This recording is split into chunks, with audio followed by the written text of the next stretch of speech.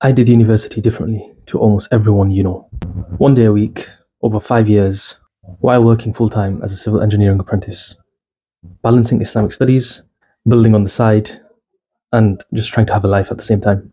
There was no room to waste. There was no 3 year runway to try and figure it out. Every single study session had to make it count. So the thing that I had to do was I had to get very good at studying efficiently, and I had to do it very fast. And AI changed everything about it. So here's exactly how I would use Claude if I was starting my degree again, and why it matters even more now if your time is genuinely limited. So before I get into what actually works, let me tell you where students generally go wrong. Because if you're doing this, or if you're doing the things I'm about to tell you, not only are you wasting the potential of AI, you're actually putting yourself at risk. Mistake number one, copying the AI output directly. Universities do have detection tools, you know. Most universities, if not all, have Turnitin. So when you submit your assignment, they will have Turnitin running in the background, checking to make sure there's no plagiarism. And now Turnitin have also added an AI detection tool. So if you're copying the AI output directly, word for word, just copy and paste, there might be some problems. Now, I am not saying that the detection tool is 100% accurate, because in my opinion, I don't think there's any AI detection tools out there that can 100% guarantee that something has been written by AI.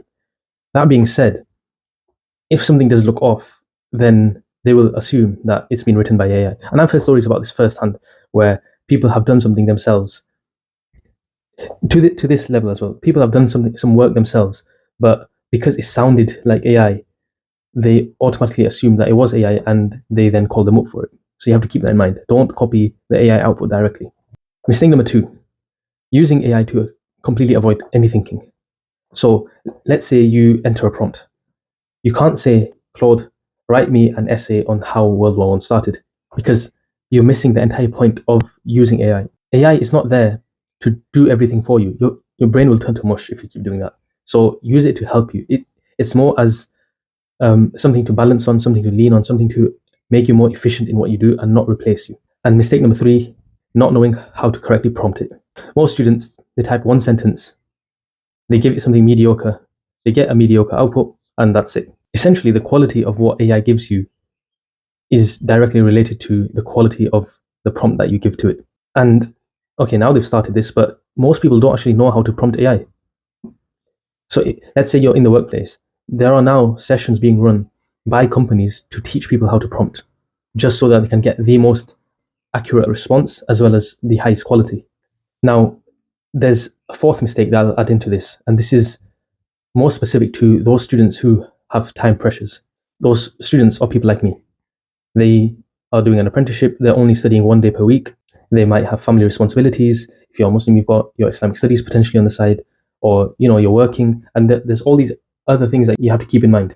So rather than using AI for its actual purpose, which is to help you be more efficient, to help you think, or to help you go deeper into research, what they do is they use AI to basically rush the entire process. They're so time pressured that they just want the answer. But again, as I mentioned before, rushing AI will only give you a mediocre output. And that's not what you want. That's not how you use AI. The tool generally only works if you slow down and use it properly. So here's what actually works. When you're studying for 1 day per week and the next 4 you're just working, you don't have the luxury of being confused for 2 weeks if something just doesn't click. You have to understand things fast, and you have to retain that before the next session. So this is where AI completely changed how I studied. So the first technique was, I'm telling AI to explain something to me as if I was 15 years old. One of the main problems when you're in university is that you actually don't understand the lecture. Maybe you don't understand the lecturer themselves, the way they're teaching, or sometimes you just don't understand the content because it might be difficult to grasp. You're not familiar with anything at all. And these are very common pitfalls when someone goes to university. So what I use AI to do is I'll put in the content. There's probably a presentation out there that the lecturer has uploaded. There's some content out there that, in PDF format, Word documents. Upload it to Claude or wherever AI you're using, ChatGPT, or there's all sorts out there now. And I'll tell it, explain this to me and teach it to me like I was 15 years old, and then explain why this would matter to me in the real world. And the reason this works is that most academic writing is generally overcomplicated. So when you use AI, it basically strips all that out. It takes out all the complexity. it rewords it in a way where it's very easy to understand and explain. Once you have that core idea from AI, you can then use it to get a deeper understanding. That's how you build your foundation, and then you can make progress. The second technique is known as the Socratic method. Once you've understood the basics, this is what you type into Claude. Now ask me questions about this topic so I can test my understanding. Claude or ChatGPT or Gemini will now quiz you. Notebook LM is actually really good for this because it's got that feature built in. Once it asks you the question, you give it an answer and it'll tell you whether you're right or wrong. It's as simple as that. So you're basically using an active recall method by using AI rather than, let's say, handwriting on cards and writing the answer on the back, writing the question on the front, and then testing yourself like that, or asking someone else to test you. Not only is that a lot more time consuming, it just gets a bit depressing, to be fair. Now, technique number 3, build a mind map. Ask Claude, give me the 5 most important concepts within a certain topic and explain how they connect to each other.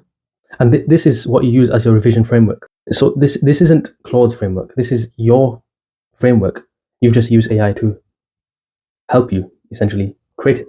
Now, one other technique that I would use, which did help a lot also, is that whenever I would think of a concept or whenever I would struggle with some questions, I would quickly note it down. Sometimes I would voice note it to myself.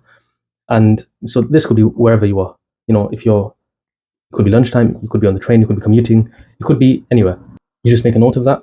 And then when you get home, you go into Claude and you type it in. And again, you use the same methods explained above and tell it to expand on them, tell it to teach it to you. We could say this is probably a 20-minute process in its entirety. And I can guarantee 90% of students don't even do this. They could spend the entire week at university full time and they would still not do what I've just told you right now.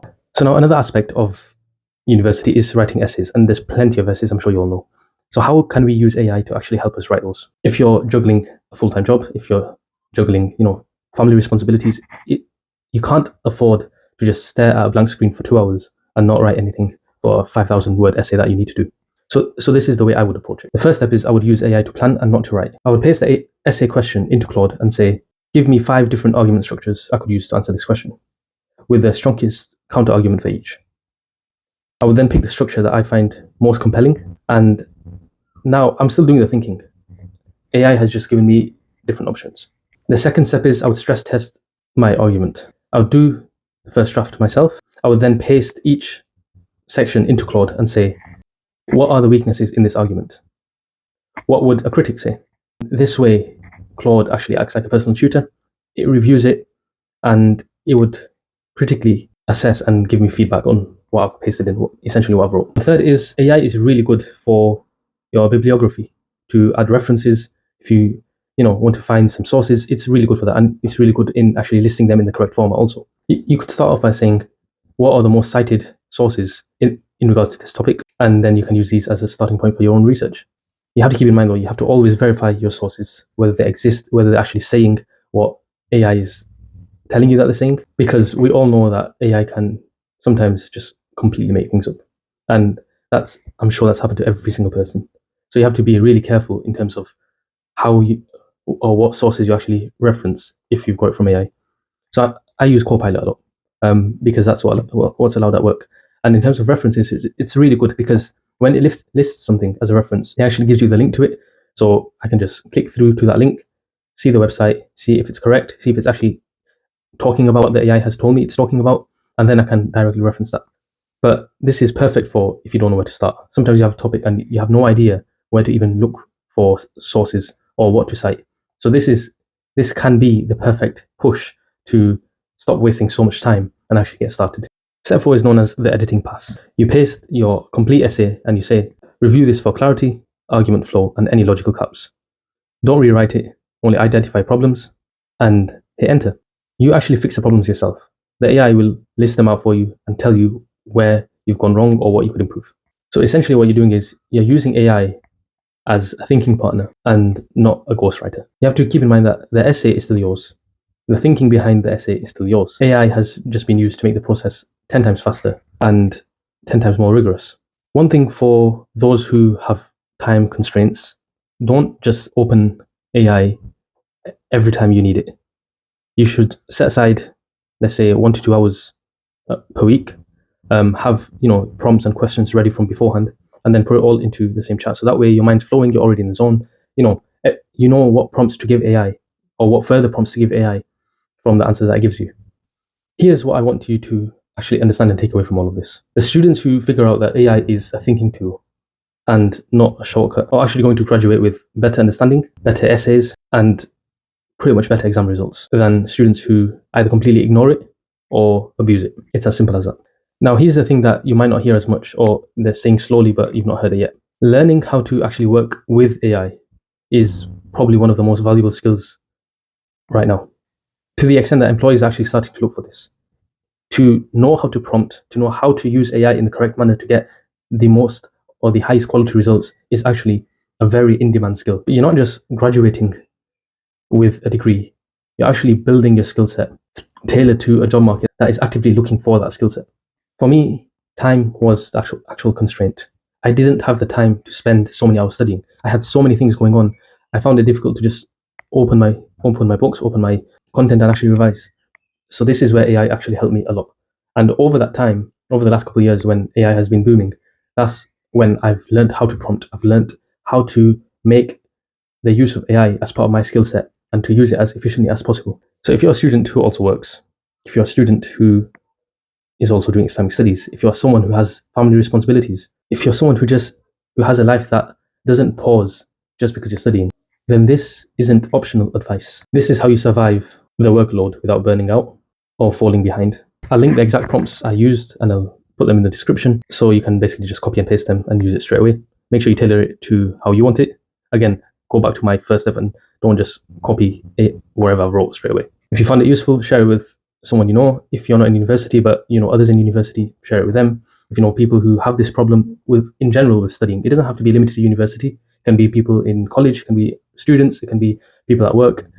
We're all facing this sort of problem. So share it with them. Like and subscribe, and I'll see you next time.